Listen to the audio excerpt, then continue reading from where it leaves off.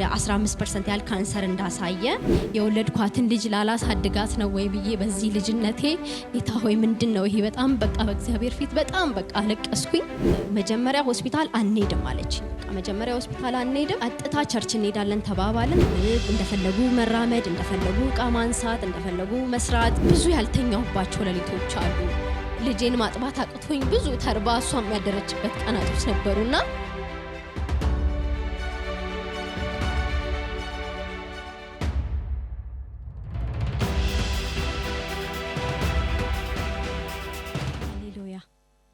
ክብር ለኢየሱስ ይሁን።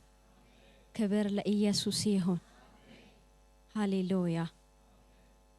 ስሜ ገነት ሙልጌታ እባላለሁ። ከሐዋሳ አካባቢ ከወንዶ ገነት ነው የመጣሁት።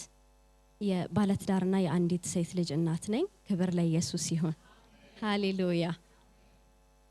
የሆነልኝ አመት ከ6 ወር በፊት ነው የወለድኩትና በጣም ታመም ነበር። ማለት የወለድኩበት በሲኤስ ነው የወለድኩትኝ። ሲኤስ የተሰራውበት ቁስሌ በጣም ያመኝ ነበረ።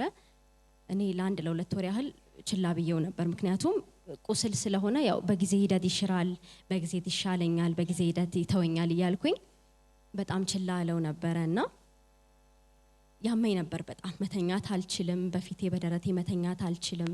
እንዲህ በጎኔ መተኛት አልችልም። በጀርባዬ ብቻ ነበር የምተኛው። እና አንዳንድ ሰዎችን ጠይቅ ነበረ። የባለቤቴ እህቶች በሲኤስ የወለዱ እህቶች አሉትና እነሱን ጠይቅ ነበረ። አረ እንደዚህ አይደለም፣ ምን ሆኖ ነው ያንቺ ዘገየው፣ ምን ሆኖ ነው የቆየው ይሉኝ ነበርና በጣም ያመኝ ነበር እጅግ በጣም። በቃ አሁን እንዲቆሜ ሳወራ ምናልባት ቀላል ይመስላል። ያለፍኩበትን ነገር ያቃሉ አብረውኝ የነበሩ በአቅራቢያዬ የነበሩ ሰዎች እጅግ በጣም ያቃሉና በጣም ለረጅም ጊዜ ተቸግር ያለሁኝ ማለት ነውና ከ2 ወር በኋላ ከ3 ወር በኋላ ሄድኩኝ ማለት ነው። ሐኪም ቤት ሄድኩኝ። በጣም ያመኝ ስለነበረና በቃ ችላ ማለት እንደሌለብኝ ሲሰማኝ ሄድኩኝ ሐኪም ቤት። ከዛ ሆስፒታል ሲሄድ ኢንፌክሽን እንደፈጠረ ነገሩኝ ማለት ነው። መጀመሪያ አካባቢ በጣም ያሳክከኝ ነበር።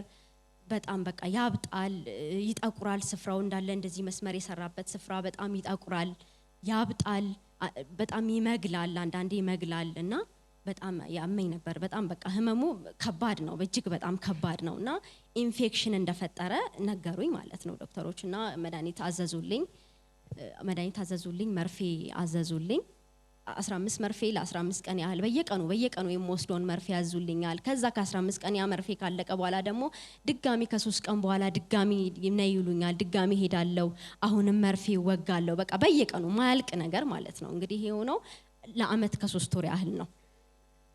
እና በጣም በቃ ሆስፒታል ሲሄድ ለረጅም ጊዜ እንደዛ በዛ በመርፌና በመድኃኒት እርዳታ ቆየሁኝ። ከዛ በኋላ ደግሞ ትንሽ ጋፕ ሲኖረኝ ደግሞ በቃ ይነሳል ድጋሚ። ትንሽ ለአንድ ሳምንት ያህል ካረፍኩኝ ከተወኝ ድጋሚ ያብጣል፣ ይመግላል፣ ቦታው በጣም ስፍራው ይጠቁራል፣ ያሳክከኛል። በቃ ማለት ከባድ ነው። እንደው ቀን የሆነ ከሰዎች ጋርም ስንገናኝ የሆኑ ስራዎችን ስንሰራ ልንረሳው እንችላለን ፔኑን ማለት ነው። ግን ሌሊት ላይ መተኛት አልችልም። በጣም እቸገር ነበር። በጎኔ ስተኛ የሆነ የሚሰበሰብ ነገር ያለ ይመስለኛል። እዚህ ጋር የሆነ የሚሰበሰብ ነገር የሆነ የሚያመኝ ነገር ነበረ። በፊት በደረቴ መተኛት በፍጹም አይታሰብም እና በዛ ፔን ላይ ያው ልጄ አራስ ነች፣ ማጥባት አለብኝ፣ አንዳንድ ስራዎች መስራት አለብኝ።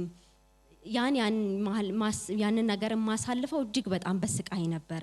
ልጄን ማጥባት አልችልም፣ አራስ ነኝ። ያው በዛ ሰዓት በጣም አራስ ነበርኩኝ። በአራስነቴ እኔ ሆስፒታል ነው ያሳለፍኩት ማለት እችላለሁ ጊዜን ማለት ነውና እጅግ በጣም ከባድ ጊዜ ነበረ። አትሊስት ለ9 ወር ያህል በዚህ ሁኔታ ቆየሁኝ። ከወለድኩኝ ለ9 ወር ያህል በዚህ ሁኔታ ቆየሁ። በቃ ሆስፒታል ስመላለስ መርፌ ስወጋ በየቀኑ እኔ የምኖርበት ከሐዋሳ ቢያንስ 24 ምናምን ኪሎ ሜትር ያህል ርቀት አለው። ወንዶ ገነት የምትባል ከተማ የሐዋሳ አቅራቢያ ከተማ ነው የምኖረውና በቀን 2 ሊሆን ይችላል ያንን ስፍራ መመላለሰው። እንግዲህ ከባድ ነው በጣም። ያው ልጅ አለ፣ የሆነ ኃላፊነቶች ይኖራሉ። ግን በቀን 2 ደግሞ ያንን ስፍራ ሁሉ መመላለስ በጣም ከባድ ነው። በዛ ላይ ትንሽ ጋፕ ይሰጠኛል።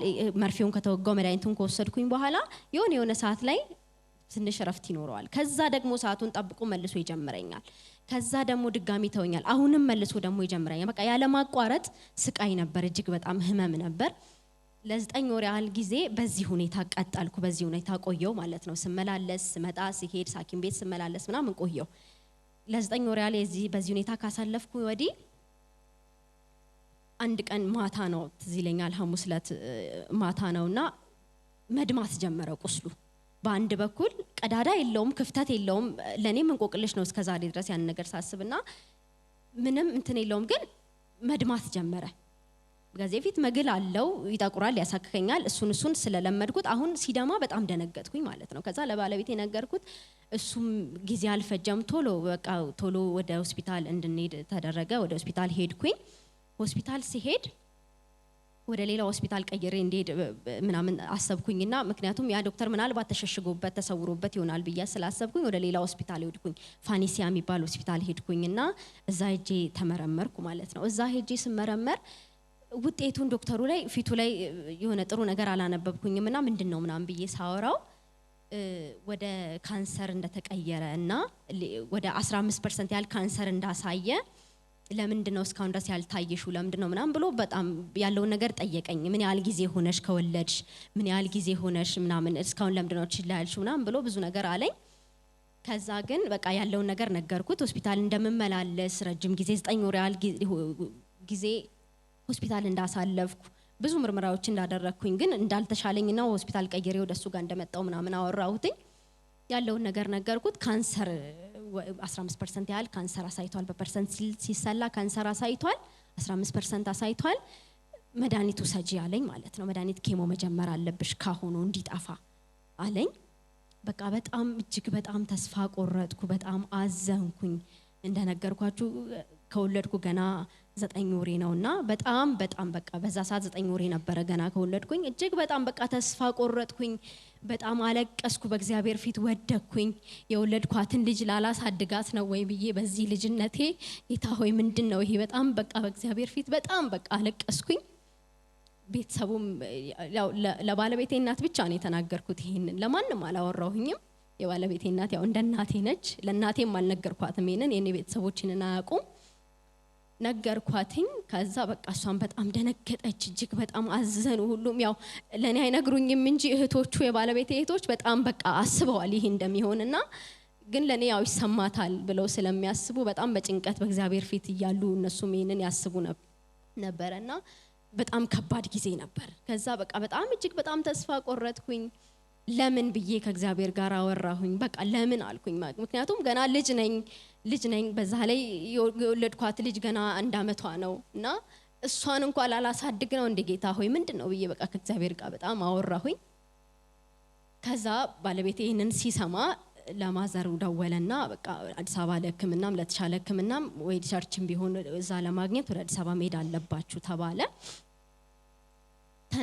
በማግስቱ ተነስተን ወደዚህ መጣን ማለት ነው ወደዚህ ስንመጣ ግን የባለቤቴ እናት መጀመሪያ ሆስፒታል አንሄድም አለችኝ በቃ መጀመሪያ ሆስፒታል አንሄድም ቀጥታ ቸርች እንሄዳለን ተባባልን ተነጋገርን በቃ በነገ በሌሊት ወጥተን ቸርች እንደምንገባ ተነጋግረን አደርን ማለት ነው ከዛ ዝም ብለን እጣ ስናወጣ የቸርች እንግባ እንሂድ ምናምን ሲባል በቃ የባለቤቴ እናት በጣም ይሄንን ቻናል ትከታተላለችና እኔም አንዳንዴ ያለውኝ ግን እዚህና እንትን አልነበርኩም እሷ ግን በደንብ ታየው ነበር በቃ እዛ ካልሄድን ብላለች በቃ እኔም ልብ ያረፈ እዛ ስትለኝ በቃ ልብ ያረፈ የባለቤቴ እህትም ነበረች በቃ ልባችን አረፈና ቀጥታ ወደዚህ መጣን ስንመጣ ትንሽ ሰዓት አርፍደን ነበርና ትንሽ አዳራሽ ገባን ከዛ በኋላ ነገርኳቸው ያለውን ነገር ተጣርቼ ድጋሜ ወደዚህ አዳራሽ መጣው ማለት እዛ አካባቢ ነበር የተቀመጥኩኝ ወደ መጨረሻው አካባቢ ነበር የተቀመጥኩት ከዛ የእግዚአብሔር ሰው ሲያልፍ ሲጸልይ መጣ ነካኝ ወደኩኝ ማለት ነው ከዛ ከዚህ በፊት ቀደም እንደነገርኳችሁ እንዲቁስሉን መንካት አይታሰብም አይቻልም በቃ እንዲ ሰፊ ነገር ነው ምለብሰው በቃ አይታሰብም ጭራሽ እንደዚህ ጫን ብሎ መንካት እንደዚህ ብሎ መነካካት እንደፈለጉ መራመድ እንደፈለጉ ዕቃ ማንሳት እንደፈለጉ መስራት በጣም እንግዲህ ልጅ አለችኝና እሷን ሁሉ ማጥባት በቃ ለሊት ሳጠባት በጣም እቸገር ነበር እንዲተኝቼ ሳጠባት በጣም ያመኛል ለሁለት ደቂቃ ያህል እንደዚህ ሆኜ ከተቀመጥኩኝ በቃ ከባድ ነው ድጋሚ ደግሞ አነሳትና እንደዚህ አስቀምጣታለሁ አስቀምጣት እዚህ ቁስሌ ላይ ስለምትሆን የዛኔም ቆሜው ላጻኗን ማጠባበት ጊዜ ነበር ማለት ነው በጣም በቃ መከራ በጣም እጅግ በጣም ስቃይ ነበር ከዛ በቃ ወደዚህ መጣን የእግዚአብሔር ሰው ጸለየልኝ፣ ዘይት አፈሰሰልኝ፣ ግንባሬ ላይ አፈሰሰልኝ፣ ጸለየልኝ፣ ወደኩኝ። ከዛ ቶሎ ብዬ ምንድነው ልክ መዳኗን በሰውነቷ አወቀች ተብሎ እንደተጻፈ ልክ እንደዛ በቃ ተሰማኝ። የሆነ የእግዚአብሔር ሰው ወደኔ ሲቀርብ ይሰማኝ ነበር። በቃ ነፍሴ አሴት ታደርግ ነበር። በጣም በቃ የሆነ ነገር ከላይ ላይ ሊነሳ እንደሆነ ይታወቀኝ ነበር። እርግጥ ነው እኔም አምኜ ነው የመጣሁት። እምነት በጣም ወሳኝ ነው።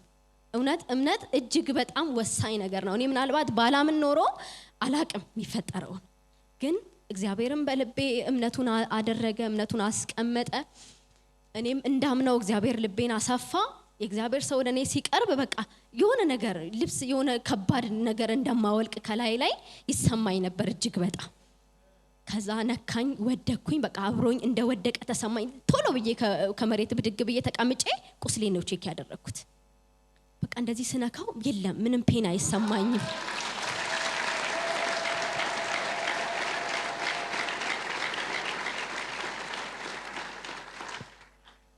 ሃሌሉያ! ኢየሱስ ክርስቶስ እውነት ጌታ ነው። ኢየሱስ ለዘላለም ጌታ ነው። በቃና ቶሎ በቃ እንዲ በፊት ስነካው ስለሚያመኝ ስቀመጥ ረጅም ሰዓት ሁሉ ስቀመጥ በቃ የሆነ ያመኛል። እጥፍ ብዬ ረጅም ሰዓት መቀመጥ ስለማልችል ያመኝ ነበርና እንደዚህ ብዬ ስነካካው ገፋዋለሁ። እንደዚህ ፑሽ ሳረጋው ምንም አይሰማኝም። በኢየሱስ ስም ነገር ምንድነው አልኩኝ። ማለት ለራሴ ግራ ተጋባው። አመት ከ3 ወር አመት ከ4 ወር ያለ ቀላል አይደለም። ምናልባት እንዲህ ሲወራ አሁን አልፎ ሳወራው እኔም ምናልባት ይቀለኝ ይሆናል፣ ግን ብዙ ያልተኛውባቸው ሌሊቶች አሉ። ልጄን ማጥባት አቅቶኝ ብዙ ተርባ እሷም ያደረችበት ቀናቶች ነበሩና እግዚአብሔር ተረት አደረገልኝ።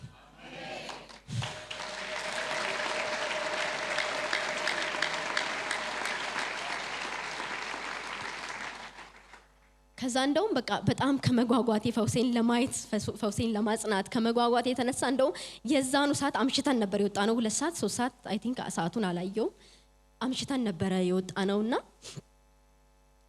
ቀጥታ ሆስፒታል ሁሉ ሄጄ በመረመር አልጠላም። በዛ ሰዓት ግን ያው ከነሱ ሐሳብ ጋር የባለቤቴ እናትና እህቶች አብረን የመጣነውና የነሱን ሐሳብ ማክበር ስለነበረብኝ ቀጥታ ወደ ቤት ሄድን። ሌሊት በሆስፒታል ሌሊት በጠዋት ተነስተን መግባት እንዳለብን ተነጋግረን ወደ ቤት እግዚአብሔርን ያመሰገንን ሄድን ማለት ነው። ከዛ እስቲ ንኪው ምናምን አሉኝ። በቃ ነካሁት። በጣም በቃ ደስ አለን። አሁን እግዚአብሔርን አመስግኝ፣ ተፈውሰሻል፣ አንዳች ነገር አትጠራጠሪ ይሉኝ ነበርና እነሱም በቃ እኔም አምኛለሁ፣ ኧረ በጣም ተፈውሻለሁ፣ እግዚአብሔር ይመስገን ምናምን እያለን እያወራን ብዙ ነገር እያወራን ሄድን ወደ ቤት።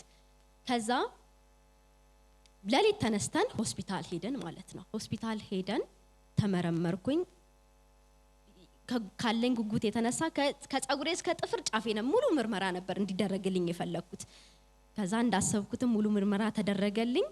ውጤቱን እስከምንሰማ በጣም በቃ ምጥ ያዘን፣ በጣም ጣር ያዘን፣ እኛም በጣም እንትናለን። ከዛ ውጤቱን ሰማን። ስንሰማ ግን ፈጽሞ በሽታ የሚባል ነገር የለም።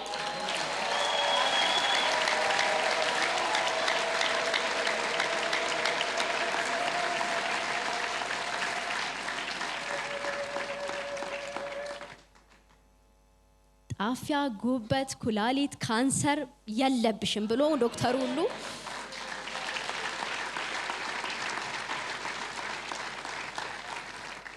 በቃ ነፃ ነሽ፣ ምንም የለብሽም፣ ዝም ብለሽ ነው የመጣሽው ብሎኝ በሰላም ሸኘን ማለት ነው። ከዛ ግን ወደ ሐዋሳ ስንመለስ ይሄ ካንሰር አሳይቷል ያለኝ ዶክተር እግዚአብሔርን ማዳን እንዲያይ ስለፈለኩኝ ሄድኩኝ ቀጥታ እሱ ጋር።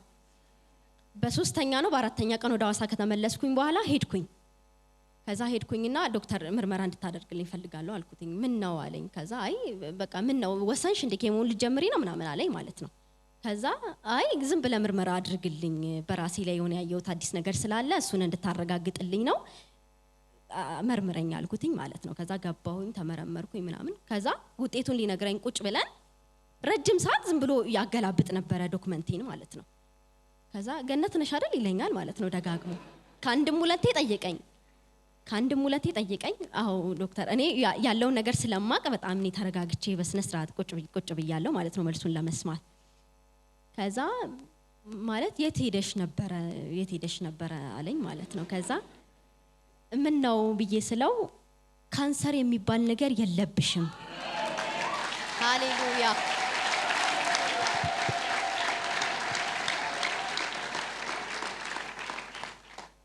ካንሰር የሚባል ነገር የለብሽም፣ ፍጹም ጤነኛ ነሽ አለኝ። ከዛ እሺ ኢንፌክሽንስ ብላችሁኝ የነበረዋል መጀመሪያ ኢንፌክሽን ከኢንፌክሽን ነው ደረጃ ብሎ ካንሰር ላይ ደረሰውና ኢንፌክሽንስ ብላችሁ የነበረው ስል ፈጽሞ ጤነኛ ነሽ ምንም ነገር የለብሽም ለኔ እንኳን እስኪገርመኝ ድረስ አለኝ ዶክተሩ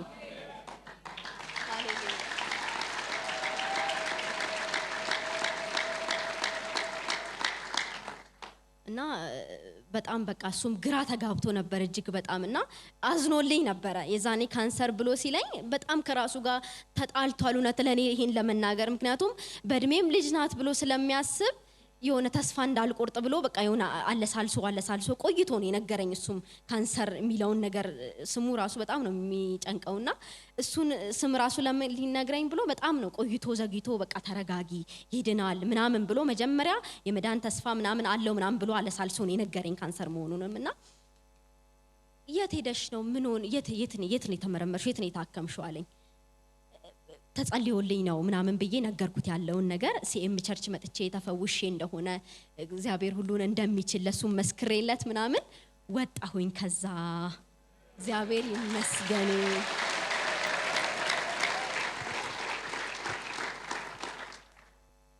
እና በእንጨርሻ ምለው ነገር ሚያዝያ ወር ላይ ነው ይሄ ነገር የተፈጠረውና 1 አመት ከ3 ወር ያህል እጅግ በጣም ተሰቃይቻለሁ ማለት አሁን እንዲ ተሰቃየው የሚለው ቃል ምናልባት ላይ ገልጸው ይችላል እውነት ምናልባት ላይ ገልጸው ይችላል በቃ ሰው በዙሪያ ያሉ ሰዎች ሁሉ በቃ በጭንቀት በጣም በቃ እንትን እስከሚሉ ድረስ በየቀኑ ሆስፒታል ነው በየቀኑ በቃ መንገዱም ይሰለቻል እውነት በየቀኑ በቃ ተስፋኔ እስከምቆርጥ ድረስ እኔ ለልጄ ስል ነው ራሱ ተስፋ ያልቆረጥኩት በእውነት ለሷ ስል ነው ራሱ በህይወት እንትን ያልኩትና እጅግ በጣም ከባድ ነበር በጣም እጅግ በጣም በቃ ከምነግራችሁ በላይ እና እኔ እግዚአብሔርን ምን ብዬ እንደማመሰግነው አላውቅም ግን እስቲ ባላችሁ ሁሉ ቆማችሁ እግዚአብሔርን አመስግኑልኝ ሃሌሉያ እግዚአብሔርን አመስግኑ